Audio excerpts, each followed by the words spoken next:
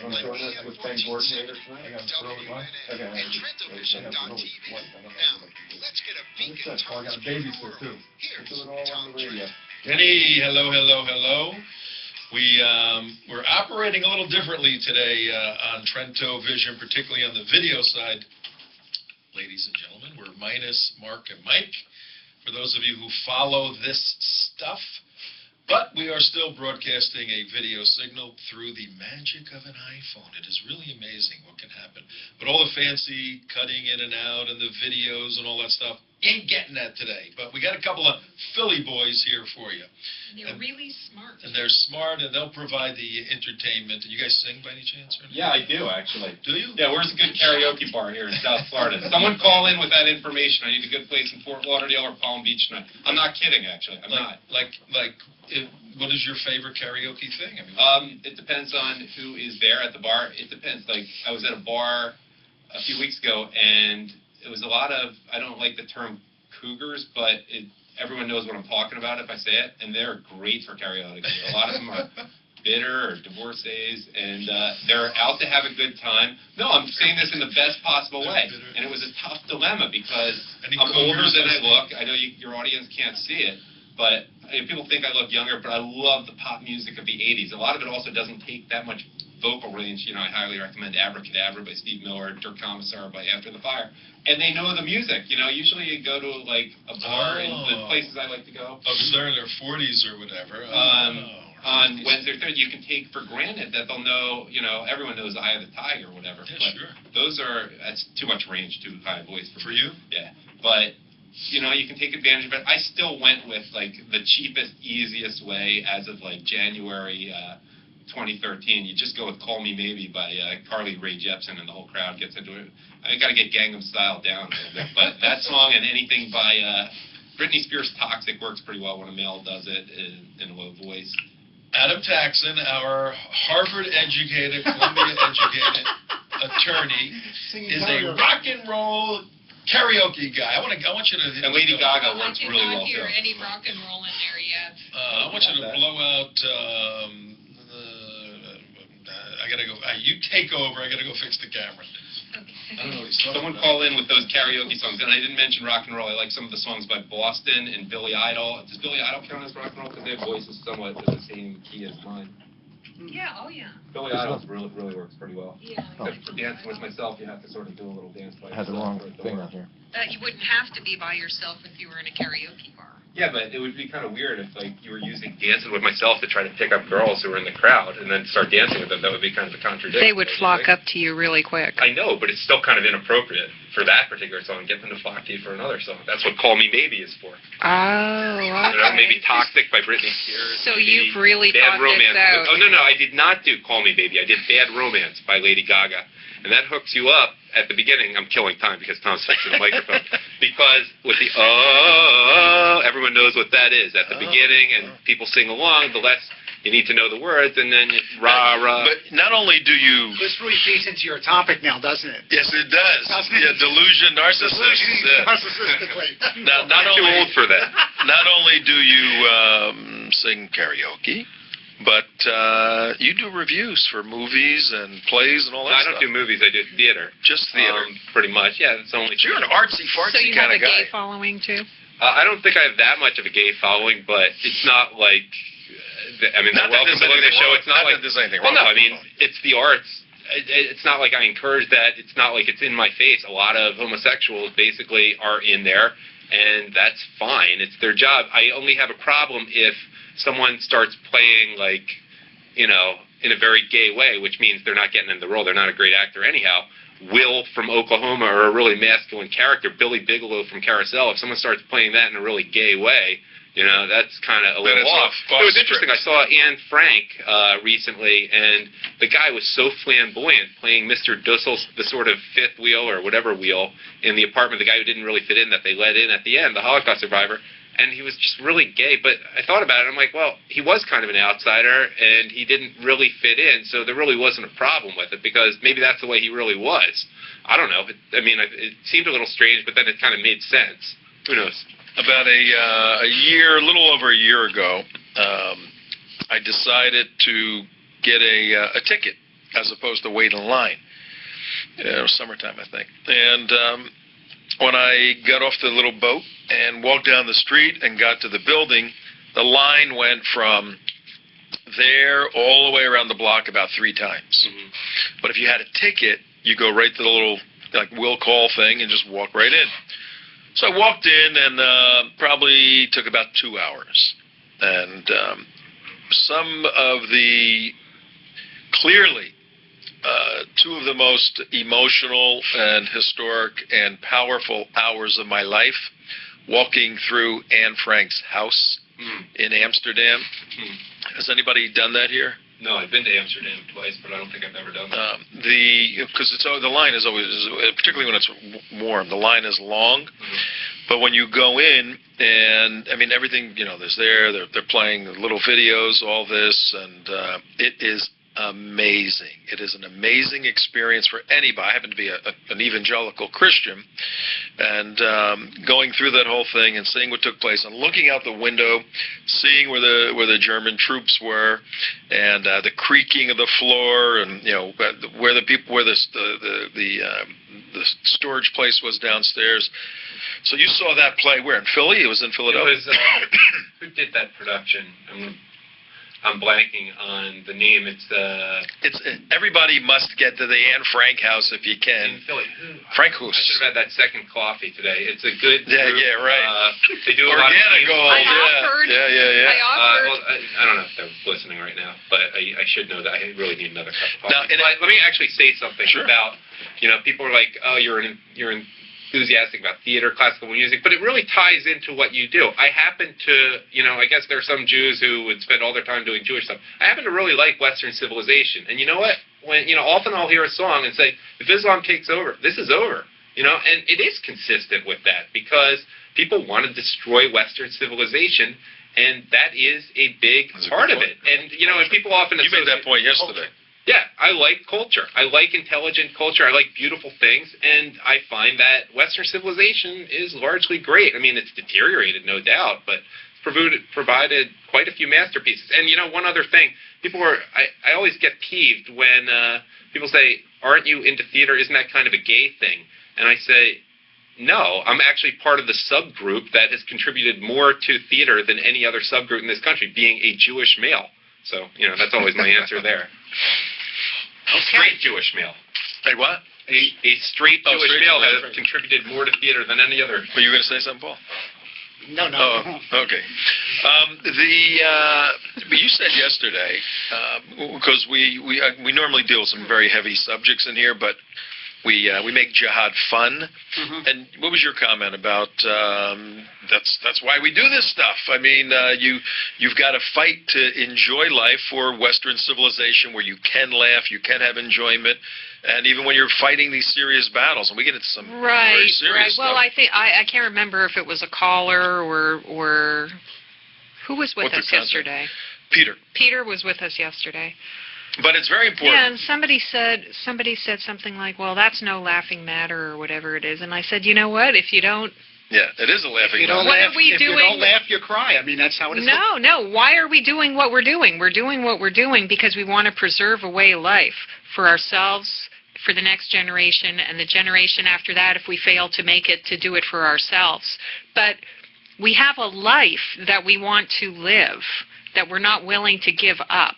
If we're not going to live it, if we're only going to fight all the time, then what is the point? Yeah, exactly. And that's your point with the arts and the classics and all of that. Well, we're also very blessed. I mean, we're blessed because we have Europe as an example, which really shows us our Christmas future. I mean, very clearly. We know what 5 years from now will look like. All we have to do is go to France, go to Amsterdam, go to England, Brussels, go anywhere. go to London, yeah, of course. Anywhere. I mean, you know. It's a mess. It's an absolute mess. And the mess... Well, those people let God out of their lives entirely. Yes. And the vacuum it created let Islam Oh, there's in. no question. All these issues that we talk about, whether we're talking about within the minority community or whether we're talking about Islam really coming in, when nations move away from a national identity, and everybody says, oh, nationalism is so bad. But when we move away, there's an innate desire of all people to have an identity. was talking with Adam the other day about a book from Sharansky had written about our identity. We have to have an identity. And if we're not going to identify ourselves... Tangible, definable... And the better to have an identity which binds us, as an example, as Americans or as conservatives or however you want to say it. When we have a certain identity or patriots, then we have things in common and there's, philosophies and ideals.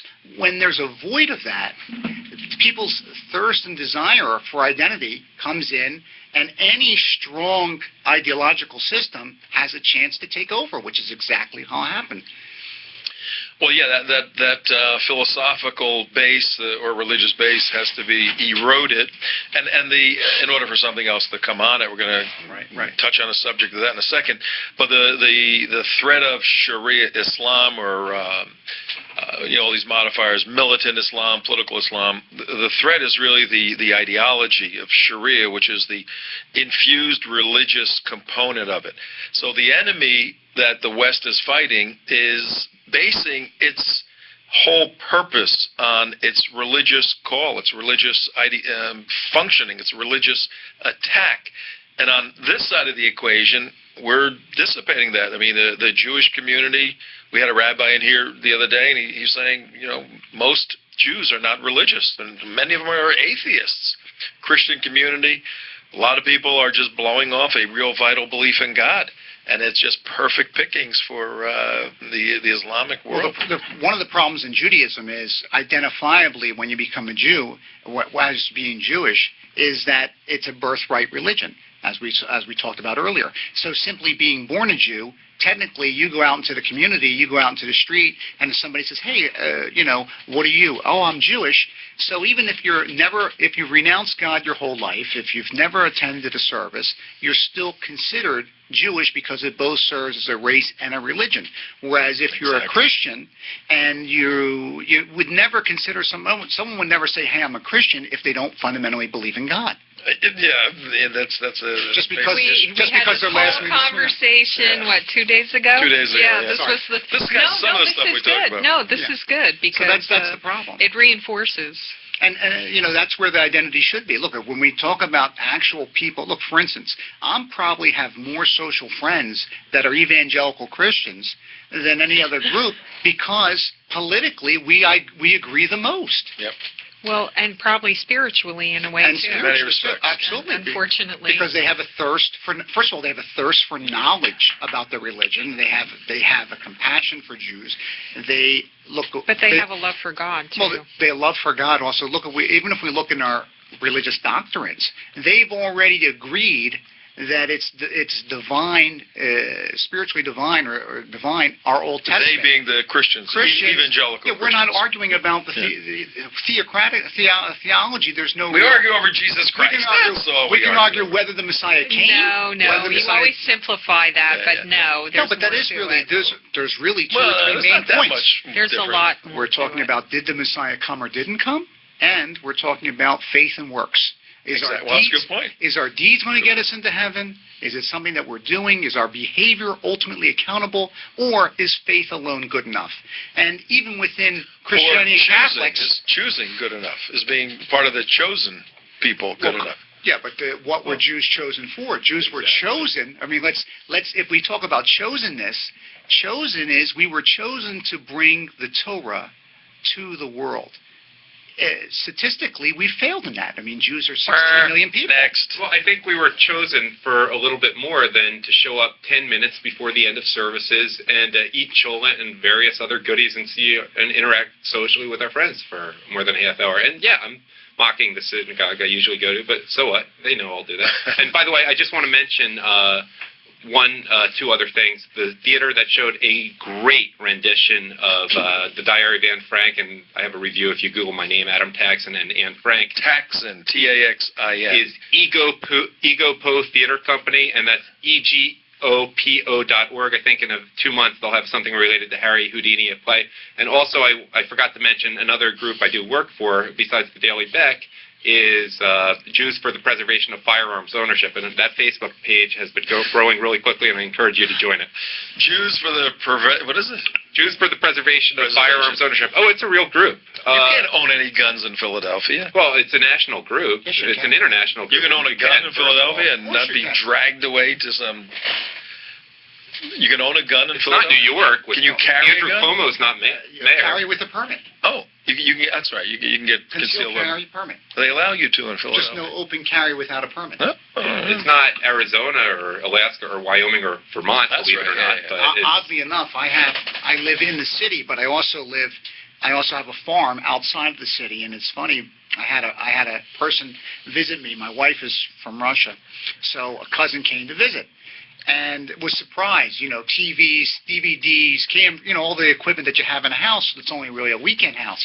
And he's astonished. He says, "How do you have all this stuff in your house and nobody robs it?"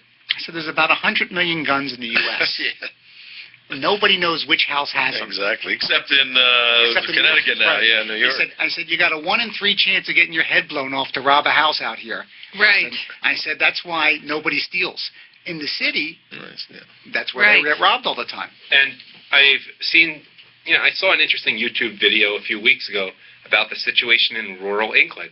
One guy is actually in jail for a long sentence because he was defending his home with a gun, which was illegal, against people who had repeatedly tried to break in. And that's what people like Andrew Cuomo want. And that's why, again, people should join Jews for the Preservation of Firearms Ownership on Facebook. And you can be a Christian, too, to join that? Everyone's invited. Everyone's Everybody's invited. We'll even let Muslims in, unless they're trolls.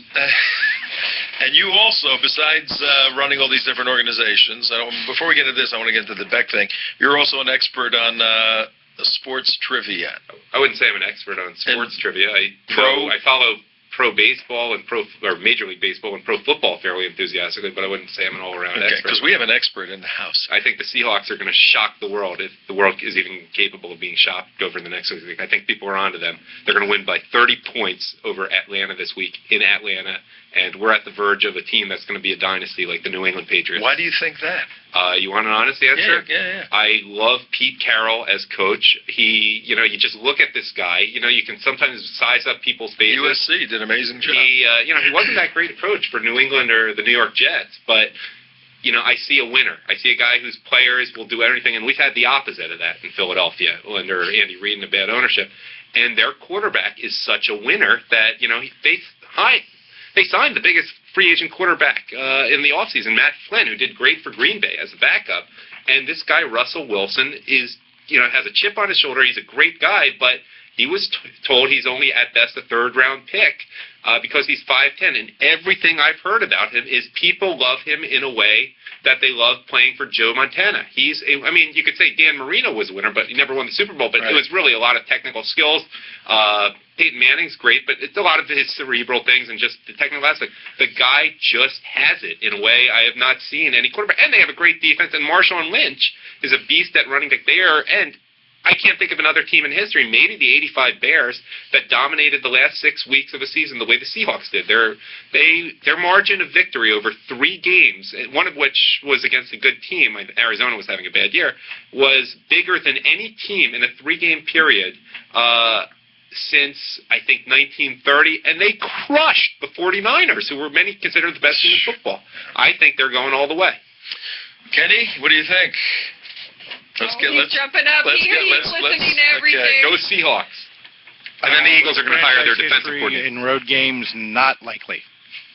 Well, they did okay against Washington last week. I guess the RG3 star has fallen, but When is the game? They did okay they against played- a one-legged quarterback. That's true, but and a coach with who gave up about 80 IQ points in that game. But no, I think they're the team to beat. New England was on the road a lot in 2001 too, don't you think? I'm trying to remember. As I recall, the Tuck Rule game was in New England, so they would have had at least through the divisional round, and I'm trying to remember who they played. Oh, the AFC title game was actually the Tuck Rule game. So No. That was they weren't on the road Tuck Rule at game all. was the first round in New England, and they sort of slipped up on everyone, won their last 9 games of the season, or something like 11-5. But then the NFC Championship was in Pittsburgh. Just seems like this team has all the makings. Oh, that's right. I forgot about the Bledsoe game. Yeah. No, I don't see something similar. The Seahawks are going to have to show it to me with that franchise's history on the road. It's just miserable. All right, well, there we have. Okay, let's CJ, take notes on this. We're going to see if it's a I want to add one thing, and it has to happen this year because hopefully the Philadelphia Eagles are going to sign their defensive coordinator to coach the team. All right, well, we'll see. But you mentioned Chicago, the Chicago 85 team. Yeah, that's the greatest sports team I've ever seen in my life, except for maybe the 86 Mets. Well, I was Oh at... my gosh. They were great. I'm a Phillies fan. No. I'm saying, oh my gosh, because people had to go to bed for 3 weeks after that series. Oh, yeah. But, I mean, Oh, in my terms goodness. of swagger, and the 2004 Oh. Eagles started to have it at the beginning of the season. They reminded me. I was at the 85 Bear game in Miami at the Orange Bowl. Remember that Oh, game? wow. That I must have been was awesome. there. Wow. It was the noisiest game ever, That and must we have been stood, we stood for the whole game because Telling driving people what that is. They were driving down, younger, right? 1985, it was the Bears who were the Super Bowl champs that year, playing Miami, Marino, and what struck me as we were driving down from Palm Beach to the stadium, everybody had signs in their cars, 11-1, right? Because the Bears were 11-0. It's going to be 11-1, 11-1, 11-1. Well, remind your national audience why the significance of Miami is why it would be interesting for Miami to beat them as opposed to Buffalo or some Oh, other. because of the undefeated season in '72, yeah. But refrigerator, William, the Oh, fridge. my gosh. Yeah, he scored a touchdown in that Yeah. game, and That's right. it was an amazing game, and Miami won. And I've been to a lot of Miami games with Marino, and usually walking out, going to Jets, Jets suck. Jets. But that was a phenomenal game. That was one of those amazing games. Anyway, sports talk at Trento Vision. Once again, we got off into sports the other day. Here, all right, let's go to this article I want you guys to weigh in on. Because what we're doing today, folks, Tom Trento with CJ, Mike and Mark are not here, but we have Paul and Adam. Two guys that went on a road trip on a mission for God, leaving Philadelphia, coming down to visit some friends here, and have this kind of philosophical exploration of why they're here, where they're going, what is it all about, and the nexus, or I should say the pinnacle moment of the coming of age of these two guys was on the border between North Carolina and South Carolina, a place called I've been there before. south of the border. I've been there many But times. Paul I has always it. stop. This was Paul's virginal moment at south of the border, and now you guys are here on the show, and we're discussing this and that and everything, all things Obama, but we're looking at culture too, because Adam has been very involved in cultural issues in the arts, entertainment. You're doing work on public policy and education with Beck, the Beck page. What's that all about? The Daily Beck is basically a way for people to get Glenn Beck segments and also other stuff that I slip in there, including my own stuff. And we'll talk about that after the show, but I'm certainly willing to help promote your show a little bit better. It's my birthday. I inherited it. I didn't Anniversary. start it. A great guy named Joe Seal started it. He went to work for Glenn Beck, and he asked me to take it over because really? he liked the stuff I did on my You know page, Adam Paxson, No, I don't know. No. which is I've de-emphasized my own Facebook page, and you're welcome to friend me on Facebook or go to the Daily Beck. But I've Especially if de-emphasized. you're over 40. Yeah. And a cougar. No, hey, we're not touching that right now. We'll save my romantic life, hopefully, which will continue going as well as it has the last few days. We'll save that for your Valentine's Day show. You have on your Beck page, I'm looking at your Beck page. Right. I am not Glenn, just helping to spread Glenn Beck's message of common sense with the world. Watch Glenn's show nightly at watchglennbeck.com. Yeah, Joe wrote that. Check out the Blaze and for news and information. And then you post a whole bunch of stuff here, and good place to get the kind of synthesis or the synopsis of what's going on for the day, right? And I've been a little slow the last few days because I am in Florida and the weather has been glorious, so stick with me, guys. It will eventually get up there, but it's not the fastest these last few days. By the way, you mentioned the gift for God, that we were here on a mission for God. To be a little more specific, it was largely about the fifth commandment for me. I wanted to surprise my mother on my birthday, Oh, there you and go. so honor my mother. Honor and your father. parents, yes. Very, very nice. All right, well, speaking of parents, here's what we have going on right now. In terms of the Western civilization, one of the criticisms we hear greatly from the Islamic world is the West is decadent, it's falling apart, it's dead, it's dying, it's immoral. Islam is the answer, the purity and morality of Islam. And forget about the deconstruction of those statements. But in terms of the critique of the West, good or bad? What you mean as far as accurate? Yeah, Islam's critique of the decadence of the West. But I think the religious in America also share the same criticism. When we talk about, you're referring to the article where it talks about this narcissism of children thinking that they're all gifted. Every kid getting a trophy in school athletics. Every kid getting. Everybody's a winner. Everybody's a winner. All you have to do to be a winner is show up. That's it. And that's not the case. I mean, so I agree with them in their analysis, but their solution is where we differ. Look, I don't want to live by a theocratical system of my own theology, let alone a theocratical system of an antithetical theology to mine. That's insane. We live in a society where we have a secular government, and it's not a religious-based government, even though the majority of people in this country are Christian. We don't have a Christian government. No, we worked through all that stuff. We do have a tyranny coming our way, though. We got a tyranny coming, yeah, that's for sure. Well, corruption. Yeah, there's no. It's interesting that you should say so, because where can corruption breed the most in a society where there's Here's the problem in our government that we face. The problem is you show up for in small offices, maybe a small congressional district, the state senate, or something like this. It's easy to be a decent guy if you come from a rural area where maybe a race is $100,000 or $200,000 race. But when you get to these races, big congressional spots, $1 million, $2 million. Allen West was $18 million. $18 million for Congress. But did he spend all that? I don't think Doesn't matter. It's just the amount of money for one congressional seat. If you look at the governor's race, even in a small state, $5, $10 million. I mean, there's no way you can do that. And at the end of the day, when the envelope is pushed towards you, when the person makes that contribution, and he's making $100,000. We're not talking about $1,000 campaign contributions. We're talking about $100,000. Right. We're talking about $200,000. Where they go on the special list, the VIP list. Right. I take your phone call list. Yes. And how are you then, without a strong sense of faith, when a guy says, "Look, I gave you $200,000, Bob. I want that contract for those new roads." Yeah. What are you going to say? My cousin can do this service for you, or I know somebody, and it's very difficult. And even the most ethical people faced with that fall, and that's what we. Well, let's look at the next generation right here, and you're on Trento Vision with Tom Trento at 4:33 in the afternoon. We're sort of letting everybody just kind of listen to our conversation. This is like the 5 on Fox. It's the 4 in Boca, right? And it's not our typical show, but well, we got 5. We got Kenny. We got Kenny in there. Yeah. 888-565-1470. Mike and Mark are not here. We haven't done the weather. We haven't done the traffic. We haven't done the commercials. We haven't done any of that stuff. And are we, or are we just going to blow it off? We'll blow it off today. We'll just talk to these guys, and if anybody. I feel badly if any of your listeners are stuck in traffic. I don't want to be blamed. No. Our weather. Have you ever heard our traffic report? No. Our traffic report. Our traffic report is. Yeah, there's traffic out there. We could have used it on 995. There's cars on Dixie Highway, north and south. Yeah, our traffic report is not that helpful. Let me put it that way. And our weather report is the weather inside here usually.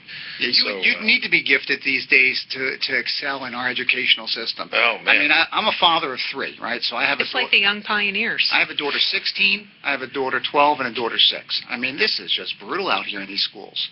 I mean, what they spend more than half the day basically propagandizing your children of things that are absolutely insane. And the amount of time that's actually, my wife spends more time homeschooling and deprogramming my kids what they're learning in school. They actually have to come home and spend hours. Are they in Center City? They go there or outside of there? It's a public school system.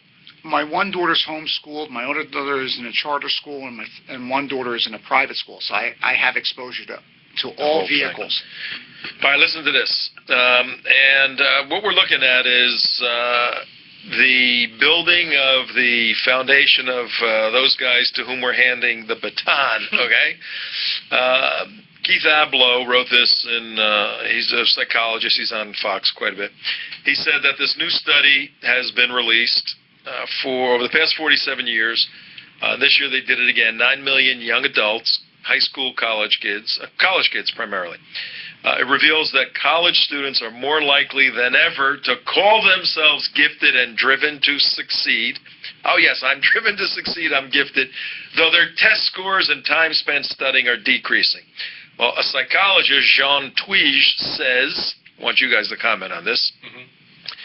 He says that the study shows the tendency toward narcissism in students is up 30% in the last 30-odd years. This data is not unexpected. I've been writing a great deal over the past few years about the toxic psychological impact of media and technology on children, adolescents, and young adults, particularly as regards to them turning into celebrities, the equivalent of lead actors in their own fictionalized life stories. Here's my immediate reaction to that, and keep in mind that Wait, hang on one second. Okay. With this next sentence. On Facebook, and you're a Facebook guy, Right. young people can fool themselves into thinking they have hundreds of thousands of friends. Well, if you have hundreds of thousands, you're doing something right. That's a lot. Hundreds or thousands. Oh, okay. Hundreds or thousands of friends. They can delete unflattering comments. They can block anyone who disagrees with them or pokes holes in their inflated self-esteem. They can choose to show the world only flattering, sexy, or funny photographs of themselves. Dozens of albums full, by the way. Speak in pithy short posts and publicly connect to movie stars and professional athletes and musicians they like. I have a lot to say about that. Delusioned narcissists. Well, I have a lot to say. I don't think the problem is that people want attention, want to... You're defending Facebook? Yeah, because Okay. it's an excellent means. I have probably the overwhelming majority of my, quote, friends, and certainly people who like my page, appreciate the work I do, and What's it take to become your friend? you send me a friend request and don't seem like you're weird or something. I mean, that's... Well, I mean, people Have read you it. It's not... turned down any friends? Yeah, if people seem really creepy or something, or How many or people they're have you liberals or turned something. down? I don't know. But let me make my point. No. Did you turn issue. down any cougars, by the way? No, the issue. I'm not a single guy. Let's keep that in mind, Paul. We'll say that for Valentine's Okay. Day. The issue isn't that people want attention, that they want to be appreciated for what they do. The problem, I think, all around, is that there's no one saying, you suck. You're really not that good at this. I mean, everyone wants to be a star, and I don't have a problem with narcissism if I deal with a certain actress I know on You don't Broadway. have a problem with narcissism? Not if it's a professional actress on Broadway. I want a healthy ego in my actresses on Broadway. There's a difference Well, between a she's healthy perfectly- ego and a narcissist. I know, but I'm saying not a narcissist. I'd be wondering about someone going into that career who is a little too humble. My nephew is a great young actor, 11, and he's a little bit of a drama queen.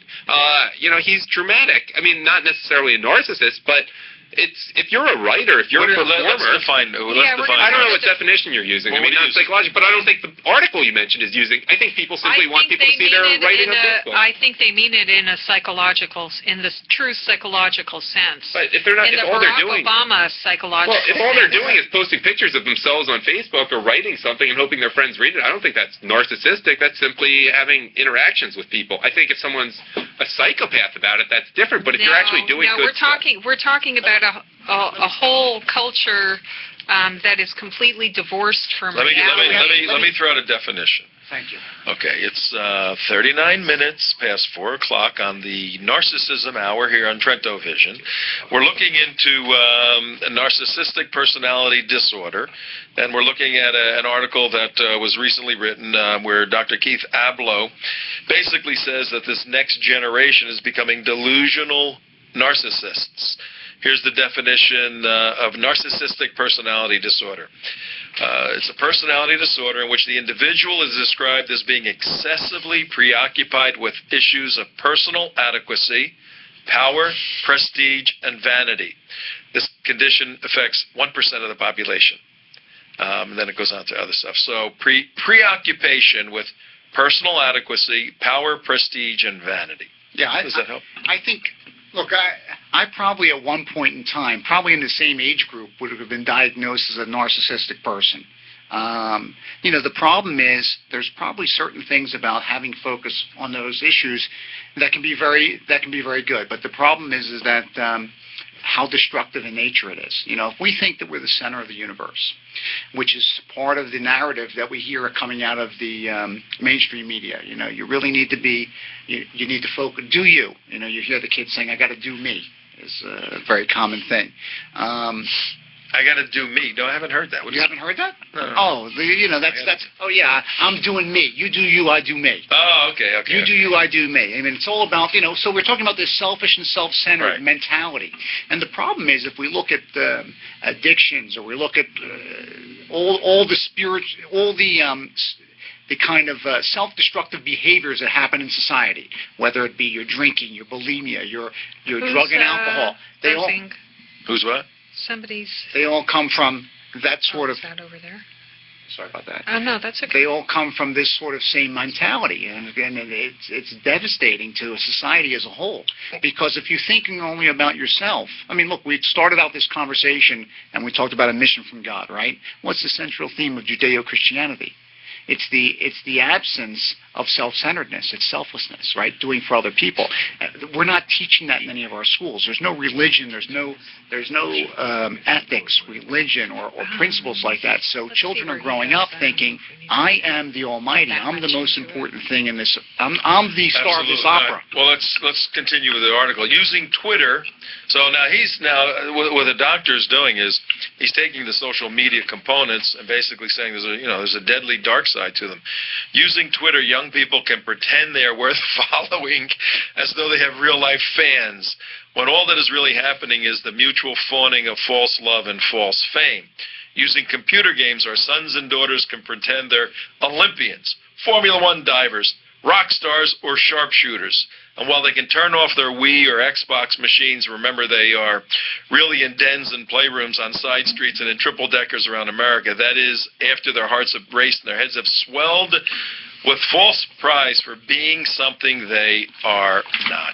I want to mention one other article that came out today, in fact, in the New York Times. Well, what do you think about that first? I think it's true to some extent, but I think there's a big distinction between video games and people who are performing and who are writing something on Facebook. I mean, he goes on to that's say, fantasy versus wanting attention for something you've accomplished. I think that's a big difference. He goes on to say, these are psychological drugs of the 21st century, and they're getting our sons and daughters very sick indeed. Maybe, but also probably it's just healthier to, there might have been a kid at a farm in 1940 dreaming he was a professional baseball player, and he's getting exercise and fresh air doing that, but you don't really think of that as narcissistic, but in a way it's a fantasy world just like that. Well, he goes into that as if to keep up with the unreality of media and technology and a dizzying paroxysm of self-aggrandizing hype. Town sports leagues across the country hand out ribbons and trophies to losing teams. Schools inflate grades. Energy drinks in giant, colorful cans take over the soft drink market, and psychiatrists hand out Adderall like candy. And Islam and Muslims think they're holy warriors because all they're doing is gang raping some girl who's not in a burqa. We better get a plan together to combat this great epidemic as it takes shape, he goes on to say. Did you have a snack during the break? Yeah. It will be hardest to defeat. So he's making some very, very good points here. What was your article? I was going to say, you want an article that will explain this so much better, not to disrespect the article that you just mentioned, which makes some good points. I don't know who this psychologist is, but there's an article a friend of mine who's not even a conservative showed me earlier as just the most hilarious thing he's ever seen, and I think it was written in a tongue-in-cheek way. It was in the New York Times, of all things, by an author called Michael Schulman. The title is Generation LGBTQIA, and the only thing I will say is it has to be read to believe. It's amazing. I think the article was written in a somewhat What's the gist of it? I mean, you can't talk about it? Well, I just can't do it justice. It's amazing. The quotes in here. I'll find a quote in 30 seconds. Okay, well, I see it right here. Well, here's what we're doing. At 44 minutes past the hour, we're trying to get a handle on where today's generation kids, college kids, are going. Why is that so important? We got an Islamic threat coming out from all over the place. We have a hardcore leftist movement in the United States of America joining with these foreign threats. We have the academy. We've lost the academy. We've lost the universities. If you've been on any universities lately, they're all, I mean, the most popular professors on many of the campuses are the Marxists, who are... well, on most campuses, it's a ones. requirement to become a professor that you need to be a Marxist. Yeah, well, my wife works in a university. First off, it's not only is the administration leftists, they're the ones who control the hiring, the firing, everything. I mean, if they even know that she's conservative, she has to work under her maiden name as not to be fired. I mean, it's really that. Well, we had a lawsuit. We dealt with the other day of a Christian woman who wrote an article on her own time, wrote a response. Crystal Dixon. I mean, she has people who are, as we talk about, was fired GLBT. from her university job. Yeah, that's what happened. For writing a letter as an individual, which did not identify. In which she didn't identify herself as an employee of the University of Toledo, and nevertheless somebody. Yeah, but it was a letter to the editor of the newspaper. My wife finally got justice this year because after her coworkers had basically campaigned out of the office for Obama.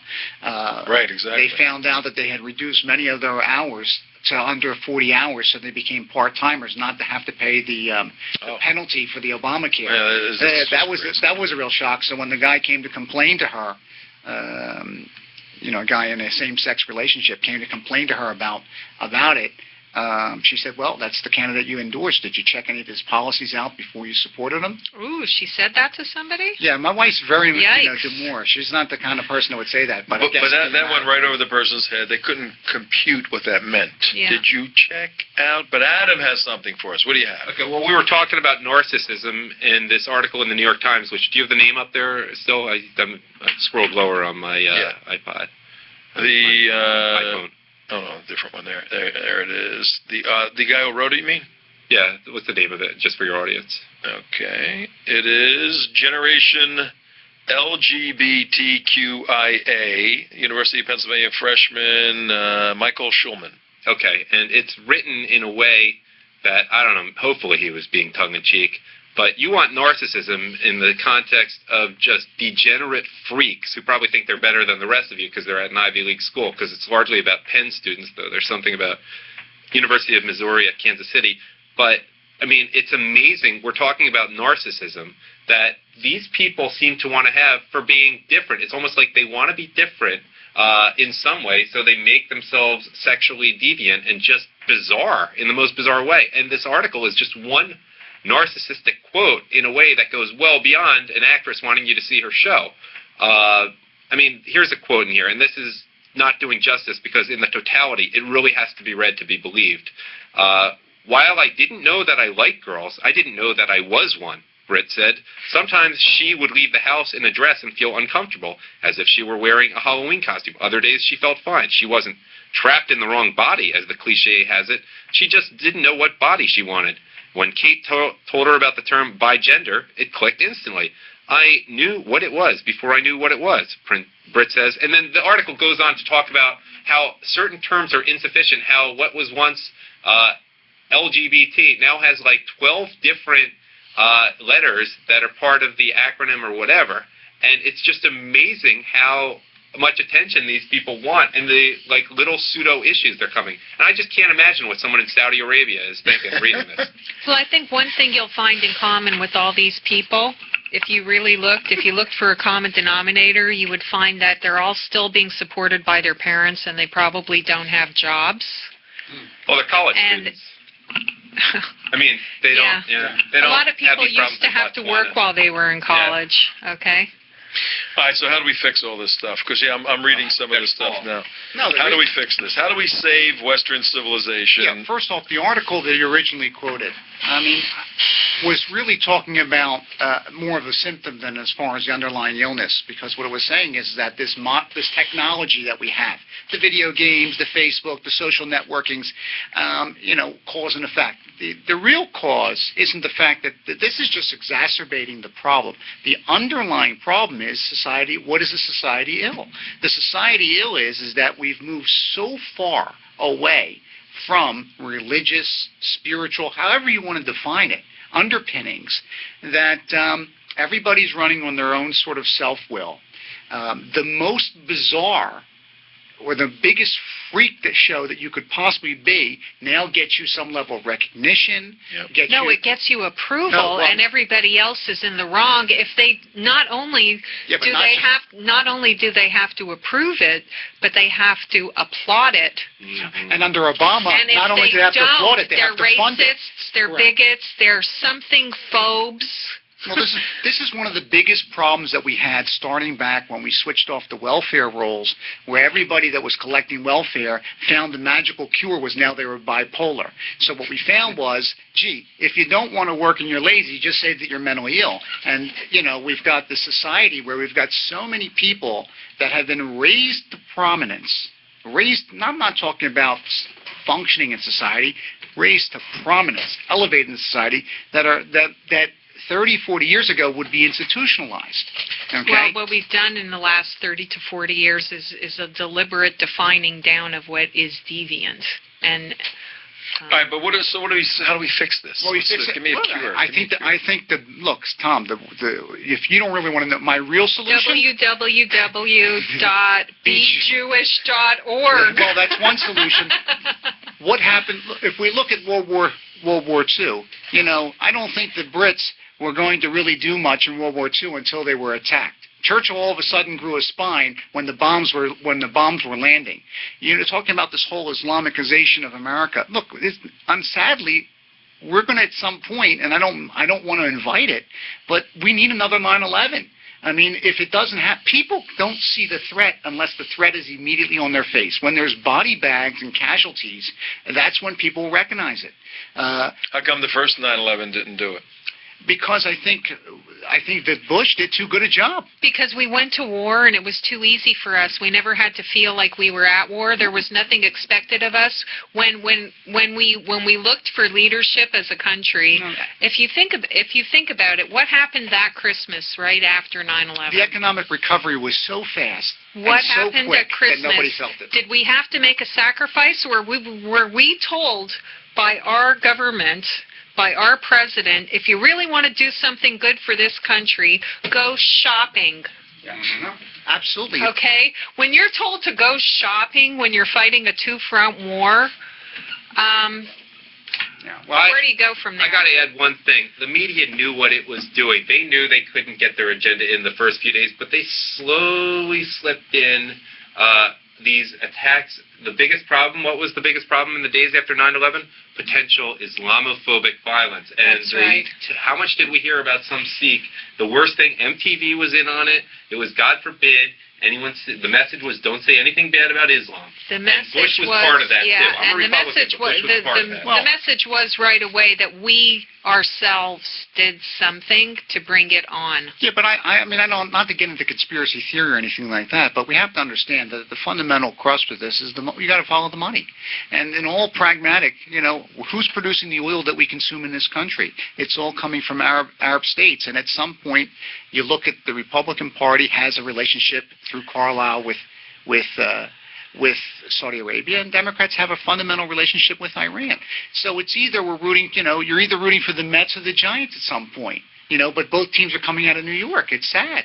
New Jersey, you mean? Yeah, whatever, but it's two heads of the same thing. And so maybe what we need is a third party who lets us drill on our Yeah, own land and third our party. own offshore so that we don't have to go Amen. for Saudi Arabia Well, I would have Iran. personally preferred the reformation of the Republican Party, that the Tea Party would have reformed the Republican Party from within. It didn't happen. This is our talk on the show tomorrow, by the way, yeah. which is really good. If you're in Well, town, you're welcome In to come back. 2010, it was happening. There's no question that all the candidates that were put forward in 2010 Oh, no, you can come were join guys that were Republican, and the Republican Party as a whole moved back to the right. In 2012, the narrative was put out, hey, we must put forward a centrist Republican that's going to be broad-based appeal, and magically Mitt Romney, who's also conveniently very well self-funded because he's $250 million. And sadly, this is the point I made earlier, a lot of these Tea Party candidates, the fact is they're not well-funded. Let's do this. we're gonna dive into a little bit of what you're gonna do tomorrow, Okay. just to scratch the surface. These So I guys don't are have very. to totally make it up as I go along. These guys are very politically involved. We're going to talk about the Tea Party. Can you stay a little bit longer after the break? Yeah, he just needs to take a 20-minute break, and then he can walk back in. I'll step out in 10 You do that, and then you Well, can you hang can around. step out now, because we're going to go. Well, for it. hang on one Yeah, second. hang on one We're gonna second. dive into the third party, Tea Party, and then I got a couple of issues here. One in Jerusalem, one in out of Al Jazeera, one out of something in Fox. I want to run by all of you for your input. All of us. Joe Biden on guns, and whether or not Chuck Hagel is indicating a shift toward Iran. And we'll look at Hillary Clinton, too. A couple of different things. So stay tuned. Tom Trento with his whole crew. The Yeah. Philly crew today. Cheesesteaks for everybody. Kosher cheesesteaks after the show. Bye. Vegan ones, if you prefer. How about if I step out for like 20 minutes? Thanks for tuning in to Trento Vision, where bad ideas get pulverized and the truth will set you free. Tom Trento can be reached at 561-319-5533 or tom@trentovision.tv. And tune in again weekdays from 3 to 6 p.m. on AM 1470 WNN. The opinions expressed on the preceding sponsored program were strictly those of its hosts, guests, and callers, and not necessarily those of this station, its staff, management, or sponsors.